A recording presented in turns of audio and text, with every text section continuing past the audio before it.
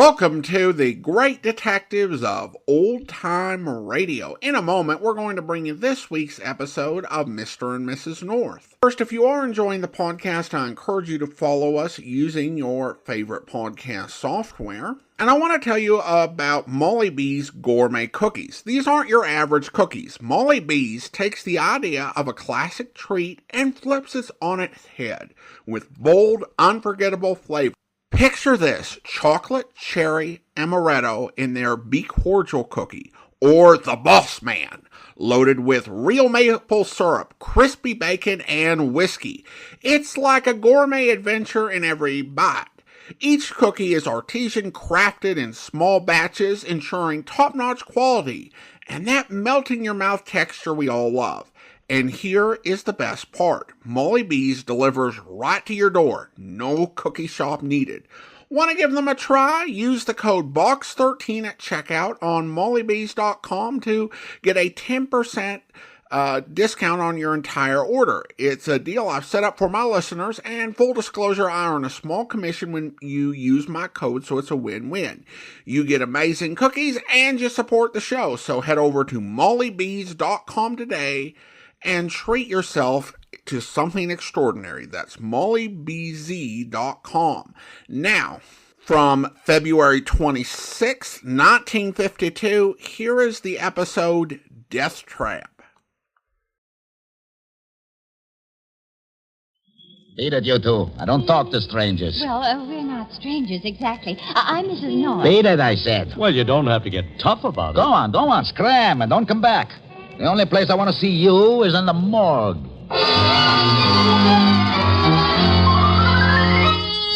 Mr. and Mrs. North, starring Joseph Curtin and Alice Frost. Listen as Pam and Jerry solve the mystery, The Death Trap. A few miles uptown from where the Norths live, in the cellar of an old brownstone apartment house, a woman sits at a table playing solitaire. Her hair is blonde, platinum blonde, and her eyes are sultry. Behind her, an anxious young man is nervously pacing the floor. You're going to wear out those shoes, Benny. Won't be the first time. What the devil is keeping Nick? Well, give him a chance, will you? He's got to check the whole setup before we can lift a finger. What for? Don't he think I know how to case a job? Look, Beanie, Nick don't trust anybody when it comes to a kidnapping job. It's the way he works. Careful. You like it, I suppose. I like staying out of jail. I like a meal ticket that's nice and steady, too. What's the matter with me? I'd be the best meal ticket in the world if you'd only let me. I'd give you anything you wanted, Flo, anything. Sure. For a while you would. For as long as you wanted me. Ah, stop it, kid. You're dreaming. What are you doing? Using my head. When you get to be my age, you don't run off with little boys that fall in love with you. You stick to somebody solid. Somebody that's been around for a long time. Like Nick. How long are we going to go on like this? Making love behind his back. Aching to be alone together and having him put his fat paws all over you. Watch. He's back. That you, Nick? Yeah, it's me. Well, how'd you make out? Set up okay? Looks pretty good. Looks like you had it figured right about the old man's money, too. Well, what kept you? He was getting worried. About me or your share of the setup? Oh, don't say that, sweetie. You know you're the only guy in the world for me. Sure, I know. Got a kiss for Papa? Well, let's not stand around smooching all night. Let's get the car and put this show on the road. Car's outside, Beanie. We're rolling 20 minutes. What are you carrying? Automatics. One upstairs and one on the hip. Ditch him. Huh? Ditch him, I said, and take the silencer. I don't think we'll have any trouble with this old guy, but if we have to shoot him, we better shoot him quiet.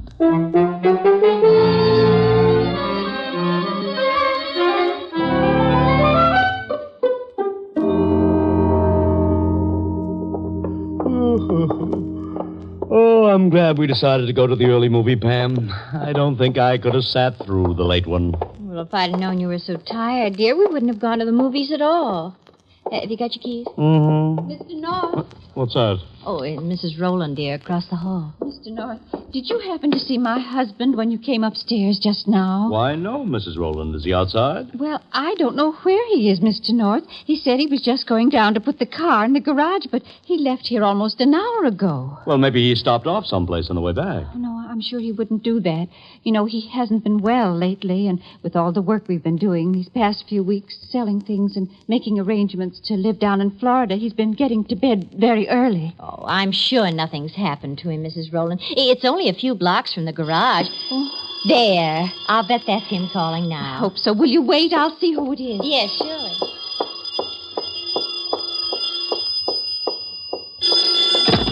Hello? Mrs. Rowland, Yes? are you alone? Why, yes? Who is this? Never mind. Just listen and don't do any more talking. It's about your husband, and it's important. What? Don't talk, I said. Your husband's with me. He's been kidnapped, and as soon as we can get together on the dough, we'll let him go. In the meantime, keep your mouth shut. But he's not I well. told you to keep your mouth shut. Don't say a word about this to anybody, and if you call in the police, we'll kill him. No. Remember what I told you, Mrs. Rowland. Sit tight and wait for my call. I'll be in touch with you later. Hello? Hello? What's the matter, Mrs. Rowland? What's wrong? My husband. He's been kidnapped.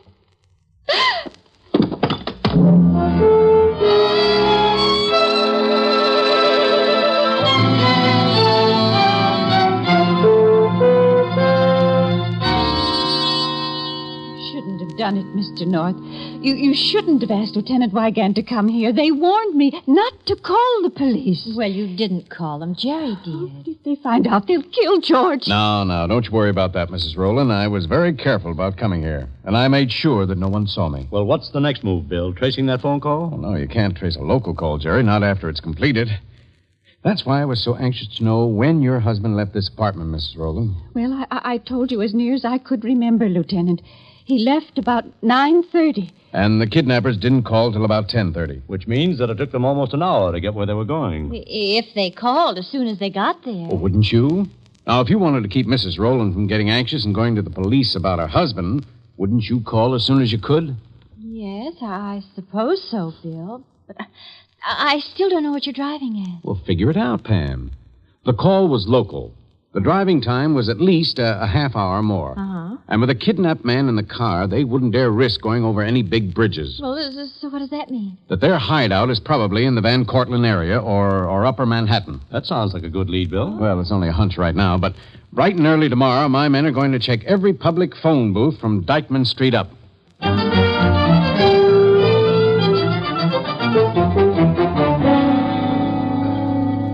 What are you doing, Nick? Why don't you turn the light off and let the old man get some sleep? He'll get sleep when the ransom dough is in, and so will we. Well, what are you fiddling with those bandages for? You taking off the adhesive tape? I'm not taking anything off. I just want to make sure he can breathe underneath the gag. You all right, Grandpa? Sure, he's okay. Well, he don't look so good, Beanie. Maybe that thing's choking him. Oh, quit babying him, will you? You shut up. You want this old guy to croak on us? Okay. I'll take it off for a while and give you a whiff of fresh air. There. That feel better, Pop? Yes, thank you. Maybe we ought to give him a drink of water. Oh, for crying out loud. Ah, look, why me? Huh? Why me? Why did you have to pick an old man like me? I'm sick. I've worked hard all my life, and now that I've got enough money to live on for a few years, you're going to take it away from me. Listen to him. I just want a little place where we can take it easy for a while and have a little fun until we die. All right, Pop, that's enough talking. We've sold everything we own. He said that was enough talking. No, I've Pop. got to tell you, because I don't care what happens to me anymore. If you take that money, there won't be anything left. Are you going to shut up? No, I'm going to fight you. Even if you kill me, I'm going to fight you every way I know. Beanie! You had it coming to him. Now maybe he won't talk so much. Darling, I wish you'd tell me what you expect to gain by all this snooping around. We've been in every diner, bar room, stationery store, and soda fountain. Now, don't be discouraged, dear. We've got to cover all the public phone booths in this uptown area. Why? Bill Wygant has 30 policemen out doing this job. Well, it won't hurt to have 32. Oh, don't you see, darling? There's so much territory to be covered, and there's so little time to do it in. If anything should happen to Mr. Rowland, I'd never forgive myself. Okay, let's try the next one. Only if we keep going into all these bars, pretty soon I'm going to have a drink. Well, not in this one, dear. It doesn't look sanitary. Pam, he heard you. Cleanest bar in the town, lady. Oh, I wash every one of these glasses with my lily white hands. We didn't mean to... I'm not kidding you, mister. I'm a bug on killing germs. I got disinfectant all over the place. yes, I smell it. It smells good, don't it? Nice and clean. I put it in the mop water all the time. Believe you me, this place here, gets a good going over. Well, As soon as I close up at night, I chuck all them bums out of here. I wipe off the tables with ammonia, sprinkle cockroach powder in all the corners. You'd be surprised at all the dirt and filth that accumulates in just one day. And if you don't do nothing about it, well, you get mice. Now, what do you have to drink? We don't care for anything to drink, thank you. We're looking for some information. About a phone call that might have been made from here about 10:30 last night. Do you happen to remember if anybody walked in here and used your phone about that time? A man with a slight accent, Greek or Italian. Gosh, you got me, lady. At 10:30 last night, we was all watching the fights on television. Wait a second. Was this bird a short, stocky guy with black hair? We don't know what he looks like. We just know that he speaks with an accent. Well, now that you mention it, I think this guy did talk kind of funny, and he acted kind of funny, too, like he didn't want nobody to see him, you know? No kidding. You know where we can find him? No, I don't even know what his name is. Hey, wait a minute. What's the matter? That guy looking in the door. You see him?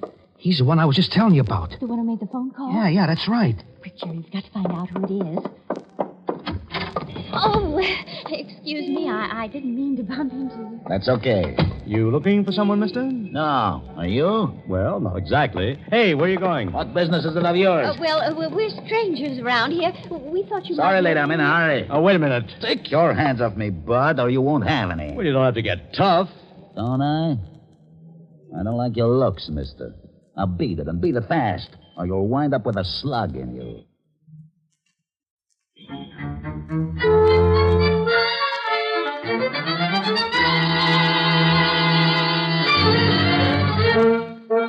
Nick should have been back by now. It don't take this long to walk down the block and put in a phone call. What's he telling that old lady? How we want the ransom, I guess, and when to have it ready. Even so, it don't take no 40 minutes. Sit down, will you, Beanie? You're wearing out the floor again. What else is there to do? Want me to play nursemaid, old man Roller? You might go in there and see if he's okay. It was a pretty hard sock you gave him last night. He got over it. Yeah, he got over it. You didn't. You're just as jumpy as you ever were. Flo, will you can that stuff? The old man had nothing to do with it. I'm jumpy on account of you. What did I do? What do you always do? Sitting there with that tight dress on, blowing smoke rings in my face. I'll jump right out of my skin if you don't put your arms around me. Don't, honey. Nick will be back in a minute. Oh, you're a great one. You say you're nuts about me when we're alone. You say I make love to you like nobody in the world, but you still won't run out on him. We need him, Beanie. For what? We'll net at least 15 G's from this haul, and with that kind of roll, we can go anywhere we want, baby. Just the two of us. We could burn up the whole world. Oh, honey, if you get me started. Oh, don't push me away, sweetie. You know you got a yen for me. And you know you're going away with me, too. Just as soon as we finish this job. Oh, baby, if you just wouldn't lose your head all the time. Don't worry, Flo. I'll take care of you good. Uh-oh. What took you so long, Nick? I thought you were coming right back. I couldn't. I ran into trouble. What kind of trouble? With the old lady? No, I didn't call the old lady. Didn't get a chance to. What are you talking about? The job. The whole job. It's no good. Somebody's on to us. Are you kidding? Sure. I'm laughing my head off. Now get ready. Pack up some of your stuff, Flo. We're all pulling out of here. Wait a minute. What's going on here? Try to make a phone call on Dykeman Street. You'll find out. Cops? All over the place. Asking a million questions, too. In every barroom, drugstore, and soda fountain. I almost got picked up. That don't mean nothing. Don't be a chump, kid. They're too close for comfort. We're getting out of here. What about the old man? Leave him. Let him go back to his wife. I don't care where he goes as long as we get away. Nick, you're crazy. This job is practically in the bag. All we got to do is set up... Stop arguing, will you? You gotta beat it, I tell you. And lose all the dough we could get from the old lady? You'll lose a lot more if we don't get a move on. Dough ain't important to us right now. No, huh? Well, it is to me. It's the most important thing there is, and I'm going to get it, too. You'll get it in the neck if you don't do like I tell you. Put your head on and go on down and get the car. I ain't leaving the old man. Okay, then stay. Come on, Flo, you ready? She ain't going, Nick. Huh? She ain't going. She's staying with me. What did you say? Ask her. What's this all about, Flo? What do you mean you're staying with him? Well, I didn't want to tell you this way, Nick. But if you're walking out on the job, maybe Beanie and me can swing it ourselves. I'm not talking about the job, Flo. I'm talking about us. Well? 4.5 years, Flo. 4.5 years, and you'd split up with me on account Nick. of... Get away from me, you lousy... Take it easy, Nick. Yeah, I'll take it easy, all right. I'll take it so easy. Put that gun down. It's okay, Flo. He just wanted to make it plain to me. Now I know you ain't going with me.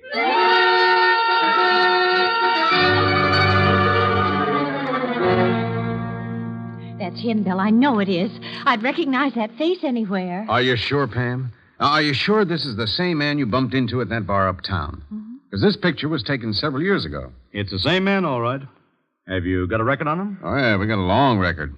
His name's Hadris, Nick Hadris, alias Joe Nicholas, alias Nick Haynes. Well, if you've got a line on him, the rest ought to be easy. We know he's in that uptown area somewhere. And if you pick him up, you can make him tell you where they're holding Mr. Rowland. That's right, Bill. All you have to do is locate Nick Hadris. Well, I'm afraid that's not enough, Pam. We've located Nick already. Oh, and he won't talk? He can't talk. By the time my men got to him, he was dead. No. Murdered? Mm-hmm. They found his body on the bank of the Harlem River.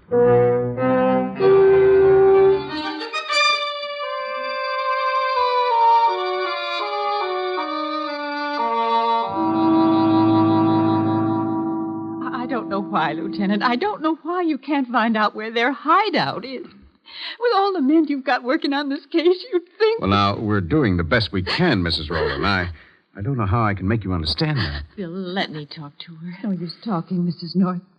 They've done something to my husband. Something must have happened to him. Otherwise, they would have called me. Almost a whole day has gone by, and they haven't even tried to reach me. Well, you did get that postcard this morning telling you how much money they wanted. And they asked you to draw it out of the bank and have it ready. I know, but that postcard was mailed last night. Mrs. Rowland, let me call the No, doctor. no, please. I'm all right. It's just that I keep thinking about him. If he's warm enough, they let him rest. They give him enough food. You know, there's certain things that he can't eat. Starchy things. They just don't agree with him. Well, I'm sure that they'll... Oh, no, wait a second. Don't answer that phone yet, Mrs. Rowland. I want to switch on the recording machine. Flash my boys on the line downstairs. Now, if that's one of the kidnappers, keep talking as long as you possibly can. We may be able to trace the call. All right, you can pick up the receiver now. Hello? Mrs. Rowland, Yes? did you get the money in small bills like we told you on the postcard? Yes, I went to the bank this afternoon. Okay, then get this straight. Follow these instructions and nothing will happen to your husband. Is he all right? You haven't hurt him, have you? Listen, I'll run a knife through his back if you don't get these orders right. Now, this is your last chance, lady. All right. I'll do anything you say. Okay, listen and listen careful, because I'm only going to say it once. Stick that money of yours in a shoebox and take the White Plains subway out to the end of the line. Come alone, do you hear? After you get off the subway, go 2 blocks north and 1 block west. Wait there on the corner for me. I'll drive by in a car at 2 o'clock this morning. Now, you got it? Well... 2 o'clock sharp, end of the White Plains line. 2 blocks north, 1 block west. But my husband, how do I know that he's... Hello? No, it's no use, Mrs. Rowland. He's hung up. What about the call, Bill? Was there time to trace it? Well, just a minute. I'll check with the boys on the other end of this line. Hello, Eddie. That tracer come through yet? Was there time? Oh, good for you. Have they got it, Bill? Do they know where the call came from? Yeah, but I'm afraid it won't do us much good. This call was made from Grand Central Station.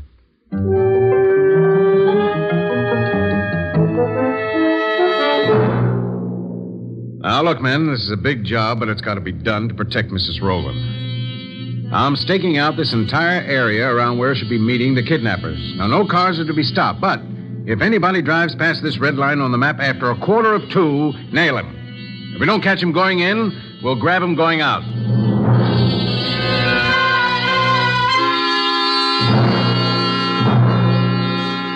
What are we going to do about the old man, Beanie? Looks to me like he's getting ready to pass out. What do I care what he's getting ready to do? As long as his old lady shows up with that dough. You think she will? She better, or there won't be nothing left of him. All right, come on, kid. Time to get ready. Ready for what? It's only 12 o'clock. You don't have to meet Mrs. Rowland till 2. Well, I'm going to change the plans around a little. Just be on the safe side in case there's cops around. She's expecting me to drive up to that corner at 2 o'clock, only I'm going to fool her. I'm going to have the car parked there instead, an hour ahead of time. Hey, that's a pretty smart dodge. Mm-hmm. I got another one, too. I ain't even going to be there to pick up the dough, on account of they might be expecting me. Huh?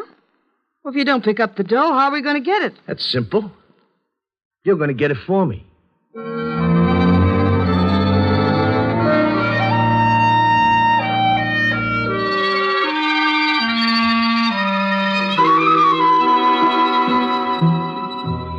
We're going to get soaked waiting out here in the rain just to see what's going to happen. Did Bill tell you we could stand on this side of the street? If we keep in close to the building, we can. We can't be seen from the corner. Well, I hope that kidnapper shows up early. I'd like to get this over with. So would Mrs. Rowland. Is she there yet? Yes, she's just coming up to the corner. Where's Bill? He's down the street away. If we see anything funny going on, we're to call him. Say, there is something funny. What? That parked car over there. I never knew there was a woman sitting in it. Neither did I. She must have been slumped down in the seat, or we'd have seen her. How long do you suppose she's been there? I don't know. But I'm going to find out. Pam. Hurry, Jerry. She started the motor. Hey, wait a second. Just a minute, young lady. What's the matter? Well, that's what we'd like to know. How long have you been parked here? Just a little while. I had a dizzy spell while I was driving, so I pulled over to the side to rest for a minute. Is this your car? Of course it's my car. Who are you? Why you ask me all these questions? Because there's a police officer down there. Police officer? Hey, what are you doing? Get away from that car! Jerry! Oh, brother, she almost knocked us down. Well, don't stand there, Jerry. Get Bill wagon. Hey, Bill! That car, Bill! Go after that car! Hiya, baby. Did you get the dough? Oh, nothing. We're hot, Beanie. Red hot. What are you talking about? That place up there was a trap. Cops were waiting for us. What cops? How did you get through them? How do you know they didn't tail you here? I don't.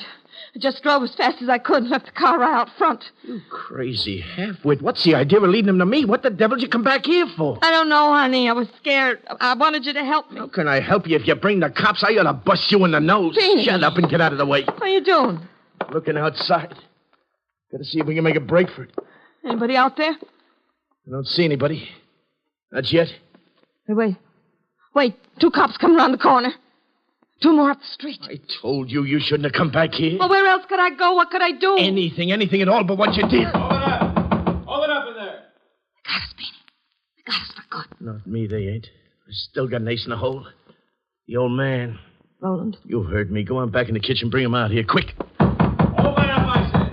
Open up or we'll break right through. Get away from that door, copper. You try to bust in here and I'll kill the old man. I'll blow his head off. You better stop. Pam, get back here. I'm warning you, copper, if you want the old man to live back up from that door. Get your men out of here. Don't be crazy. You haven't got a chance. Get him out, I tell you. Get him out or I start shooting. Flo, where are you? Coming. What do you want of me? Haven't you done enough already? Shut up. Bill, that's Mr. Rowland. Come on, copper. Quit stalling. Either you get your men out of here or I plug Roland. Now, which is it? Make up your mind. Wait. I'll wait 3 seconds. 1, Now look. 2, Beanie! 3. Mr. Rowland. Okay, lady. It's Beanie that ain't so good. Good heavens, what happened? Listen, no, she shot him. Shot him again and again. I'll take that gun, young lady. Go ahead. I don't need it no more. Mr. Rowland, are you all right? Here, let me help you. No. I just want to get out of here. You will, Mr. Rowland. We'll all get out. Bill, is it all right if we take Mr. Rowland out to the car? Sure. His wife must be worried sick about him. Well, we'll see you out there, Bill. Yeah. I just want to talk to this young lady for a minute before we go down to headquarters. He was no good, copper. No good at all. Is that why you killed him? Guess it must be. Funny thing about Beanie, he could just touch me and I'd feel like I was on fire. But he was just no good. No good at all.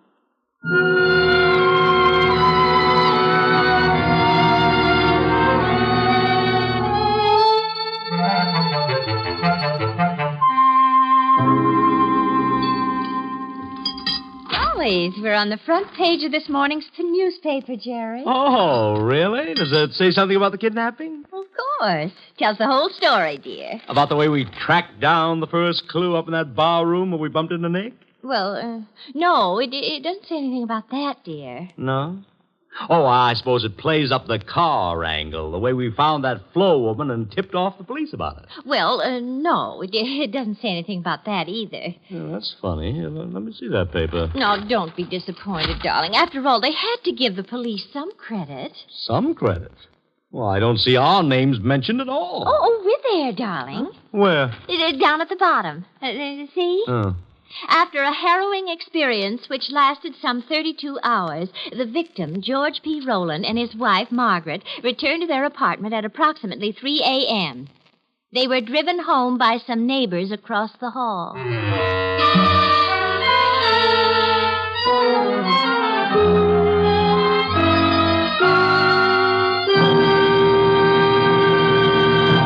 Next week, more adventure of Mr. and Mrs. North, starring Alice Frost and Joseph Curtin.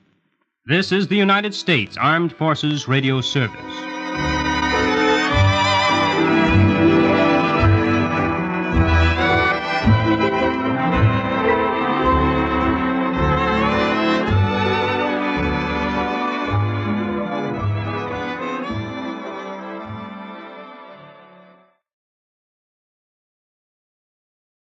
Welcome back. This is a story that's a strange fit for Mr. and Mrs. North.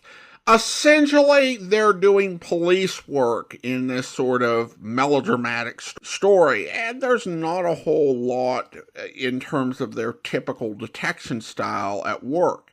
The one sort of flash of old-school Mr. and Mrs. North charm was the conversation with the guy who had the very hygienic bar that you definitely want to have a drink in. And now we turn to listener comments and feedback, and we start out with Stanley, who writes regarding Mr. and Mrs. North, the best detective show.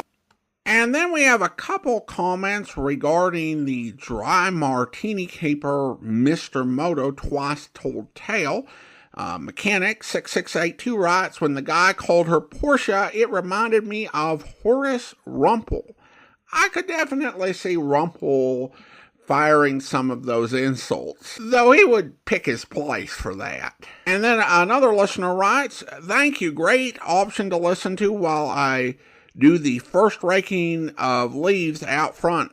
Appreciate all you do in keeping the radio classics alive and available. Many blessings. Well, thank you so much, and definitely are quite blessed. Well, now it's time to thank our Patreon supporter of the day, and I want to go ahead and thank Ryan. Ryan's been one of our Patreon supporters since May 2023, currently supporting the podcast at the Detective Sergeant level of $7.14 or more per month. Thanks so much for your support, Ryan, and that will actually do it for today. If you're enjoying the podcast, please follow us using your favorite podcast software. Be sure to rate and review the podcast wherever you download it from. We'll be back next Thursday with another episode of Mr. and Mrs. North, but join us back here tomorrow for yours truly, Johnny Dollar, where... You have asked me a direct question, and I will give you a direct answer. Yes, I intend, as you put it, to leave the other two out in the cold. You say there are three of them, Sheila, Michael, Elizabeth. What can you tell me about them? Well, Sheila, who lives with me, seems to think that she should be managing my affairs instead of I. Uh-huh. Michael seems to prefer the so-called life of an artist to assuming the responsibilities of the name of Watkins. And Elizabeth? Stubborn. Married to one James Lovett, who is quite convinced that he knows infinitely more about business matters than I ever did. Well, you seem to take a pretty dim view of all of them, Mr. Watkins. I do. I do indeed, Mr. Dollar. You know, one little item occurs to me. And what is that? Whichever two are left out aren't going to like it very much. Obviously. Which means they're not going to like me very much. Also quite obvious. So I intend to pay you a considerable fee. But you will earn it. I hope you'll be with us then. In the meantime, send your comments to box13@greatdetectives.net. Follow us on Twitter at Radio Detectives, and check us out on Instagram, instagram.com/Great Detectives. From Boise, Idaho, this is your host, Adam Graham, signing off.